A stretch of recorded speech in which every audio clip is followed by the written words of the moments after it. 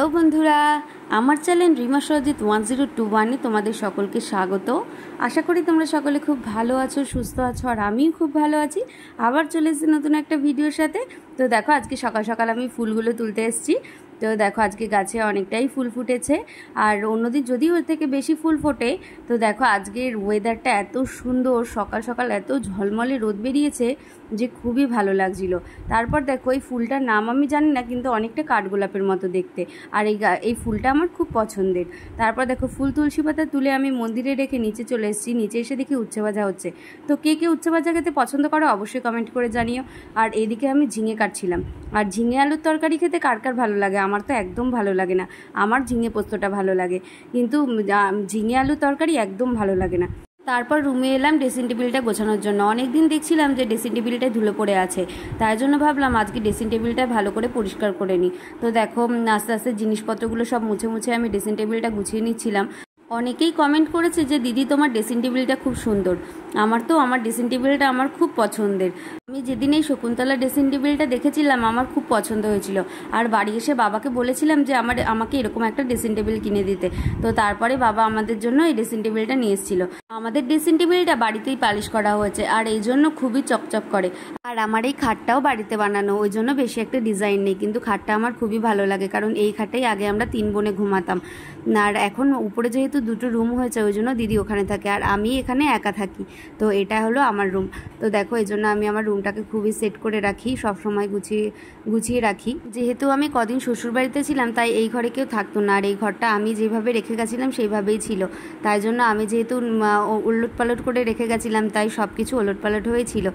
তাই বাড়ি এসে আগে আমার রুমটাকে সেট করে নিচ্ছিলাম। আর এই দেখো, এখানে আমি চুটকি মেরে সব আলনাটাও গুছিয়ে নিলাম। তারপর আমার রুমটা পুরো রেডি হয়ে গেছে। আর দেখো, গোছানো ঘর এতটাই ভালো লাগে কি বলবো, মানে মনটাও ভালো হয়ে যায় যদি ঘরটা গোছানো থাকে। তো দেখো, এই যে আমার পুরো রুম, আর এখন পুরো সেট একদম। আমার তো খুবই ভালো লাগছে যে একদম সুন্দর করে গোছানো রুম, কার না ভালো লাগে। তারপর দেখো, আমি চলে গেলাম টেবিলটা পরিষ্কার করতে। দুপুরে যখন খেয়েছিলাম তখন আর টেবিলটা তখন পরিষ্কার করিনি, তো ওই জন্য আমি এখন পরিষ্কার করতে চলে এলাম।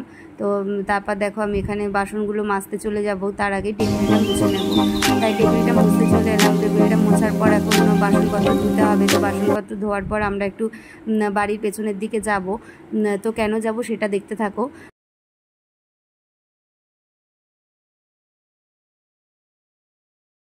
বাসন মাজার পর আমি চলে গেলাম বাড়ির পেছনের দিকে আমার বাবার সাথে। তোমাদের একটা ভিডিওতে দেখিয়েছিলাম যে আমার কাকাদের ছাদ ঢালাই হচ্ছে।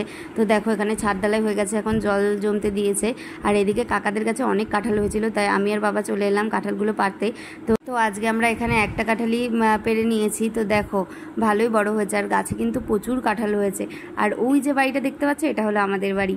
তো আমাদের বাড়ির পেছনেই আমার কাকাদের বাড়ি, আর ওই পাশে যে হলুদ বাড়িটা দেখতে পাচ্ছ, ওটাও কাকাদের বাড়ি। আর আমরা বাড়ির পেছন দিয়ে দেখো যাচ্ছি, আর বাড়ির পেছনের মানে এই দিকটা খুবই জঙ্গল, আর এখানে অনেক সাপ আছে, তাই জন্য আমার খুবই ভয় লাগছিল। তাই আমি তাড়াতাড়ি করে চলে আসছিলাম। তারপর দেখো, এই যে জঙ্গলটা পার করেই আমাদের বাড়ির গেট দেখা যাবে। তো এই দিক থেকে যেতে হয়। আর এই জঙ্গলটা তো আমার খুবই ভয় লাগে, যেহেতু এখানে অনেক সাপ আছে। আর ওই যে ভাই চলে গেল বাজারে, আর এটা হলো সেই বাগানের গেট। আর এই সাইডে যে গেটটা, এটা হলো আমাদের বাড়ির গেট। তো দেখো, এই যে আমরা চলে এলাম কাঁঠাল নিয়ে। বাড়িতে এসে ভাবলাম যে নতুন একটা জিনিস রান্না করব। কি রান্না করলাম সেটা জানতে হলে তোমাদেরকে পরবর্তী ভিডিওটি দেখতে হবে। আজকে আমার ভিডিওটা আমি এখানেই শেষ করছি। দেখা হচ্ছে পরবর্তী ব্লগে। তো সকলে ভালো থেকো, সুস্থ থেকো। আর আমার ভিডিওটি ভালো লাগলে অবশ্যই একটা লাইক করে দিও। আর চ্যানেলটি সাবস্ক্রাইব না করে থাকলে অবশ্যই আমার চ্যানেলটি সাবস্ক্রাইব করে দিও।